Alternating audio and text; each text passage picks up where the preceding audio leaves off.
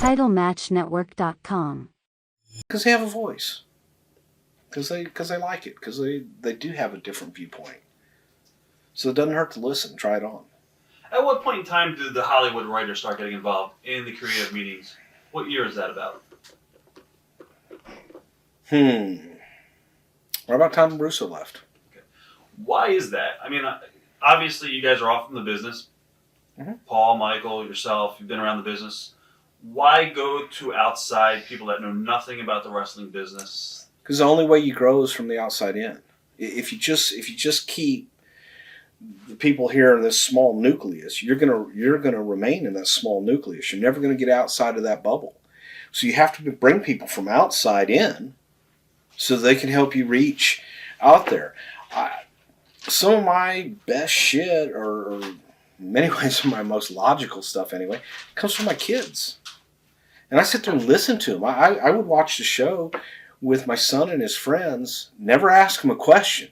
Just listen to them talk about what they're talking about, who they're talking about, and how they're reacting to things. That told me more than sitting down and go, okay, what did you like? What didn't you like? That told me more about what we were doing than anything. Because they are the demographic that everybody's going after. Right. And they're honest. They have no filter. They're going to tell you exactly what they think. So you can either listen to it, embrace it, try it on, or you can say, they don't know what they want. This is what they really want. This is how we've done it. And you'll shrivel up and die if you continue to do that. Was it hard at first listening to some of the ideas because they didn't have a yeah. wrestling background and they didn't know, hey, you can't do that because that totally exposes the business? Or, Okay, without a doubt. I mean, it used to drive me nuts. One of the things that still to this day does drive me crazy a little bit is when somebody who hasn't ever taken a bump or who hasn't ever done anything and suggests, well, why don't we have this guy jump off the balcony and do a double gainer and fall through tacks that are on fire, and can they land on their head? Show me how to do that first. You know, it was, that part still gets to me a little bit, but again, they don't know. And they're just, they're just suggesting things that, hey, maybe I'd like to see this. But they don't understand that it's actually a human being that has to perform that. A human being that's actually putting his body through those tables, through those tacks, setting himself, whatever. It's just having an understanding of what it is that you're doing and pitching. Being that you've been around the business forever and you're definitely an old school guy, how frustrating, or not frustrating, obviously times have changed and it's good for business and the business is not really wrestling anymore, it's pretty much entertainment.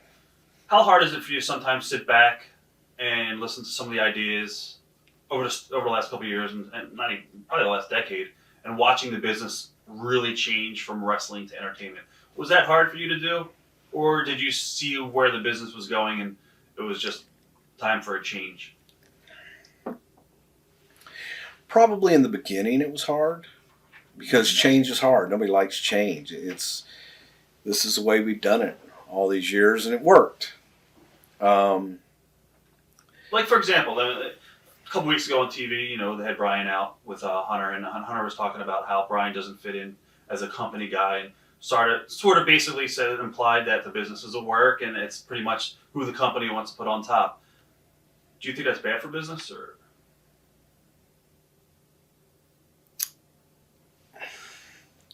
I think it is. I think it's playing to the smallest denominator of their audience. I think that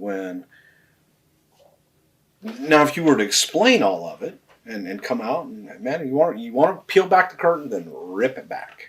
Dutch Mantel and Jack Swagger, they did a promo, a couple months back? Yes, and I loved it. You did love it, okay. I did. Okay. I loved it because it was, but if you're going to do it, then go do it. Then do it. And come out and do the whole thing. But when you're doing both in the same context, when you have Kali and whatever the other guy's name is play a flute in the middle of a match and charm a snake on a guy's sock on a guy's hand, and then you come back with a serious promo, which one am I supposed to have fun with? Which one am I supposed to believe? Okay, this is real now. This is fake. That was always my problem with the MMA guys and bringing in. I was going to ask you about Ken Shamrock. Well, bringing him in. Okay, well, this guy's real. What are we? So now when he's in, it's real, but when everybody else is in, it's not real. It's a dangerous line to walk because you either are or you're fish or fowl. And you can't, I guess you can be both. They're proving that you can be, okay? But it becomes confusing to the audience. It becomes when my son sits there, 14-year-old boy, and goes, "This is boring." Just Jim Barnett? No. You sound like my boy. No. But my son will sit there and he'll go, "This is boring." But then my daughter, his 14-year-old twin, will watch the entire thing and tell me every detail. So it's my son. My son loves football. My daughter loves Castle. Actually they both do. But she's more in. No, my daughter loves the Kardashians. Kane's spending his entire day today watching football. So that's a different mindset. So are they getting that 14-year-old girl that loves Kardashians? Yeah, she's kind of digging it. But they've lost the reality base by going into the ha-ha, and the reality base he doesn't take seriously and finds it boring because of the other bullshit. So trying to walk that line is difficult. Explain Triple H's rise into power. What was it about him that allowed him to rise through the ranks to a position where no one else in the history of WWE was ever allowed to go? Well, don't say he married Steph. but I mean that when you say that nobody else has ever been allowed to go, that's the only place he went that no one else was allowed to go. Here was a guy from day one who passionate about the business, loves the business, came through the business the hard way, in the independents, through Walter, went to WCW, busted his ass, came in, hard-working son of a bitch, school. I mean, he can tell you everything there is to know about the business. From a wrestling perspective, from a business perspective, from a fan perspective, from every perspective that you want to. If there was ever anybody that truly deserved where he is, he deserves it. I mean, Paul has busted his ass, and against all odds, when everybody was like, Triple H came in, mid-card guy at best. Okay? That was the quote. Okay? Mid-card guy at best. Steve Austin, same thing. Mid-card guy at best. Okay? The black boots, black tights line that everybody credits Eric Bischoff with, that wasn't Eric Bischoff, that was Vince. Okay? They both proved him wrong, obviously. Mick Foley will never work for this company. Cactus Jack, he'll never work for this company. Didn't like his look. The biggest stars ever. So the point is those talents worked hard to get where they are, busted their ass and broke through and made everything. Paul deserves everything he's got because he busts his ass. He's got the work ethic. He's there. Never stops. And again, you even go back to the days with him and the Clique and just him and Shawn going through all that. Paul was that steady. He was that rudder in the water. Kept Shawn on the straight and narrow. Took care of Shawn. Made sure he showed up on time. Made sure he was there. And was the company guy. He was the one that took the fall. He was the one that did this. He was the one that did that. So if there's ever anybody that deserves to be in that spot, that is truly work for it, take whatever politics you want to say is there out of it.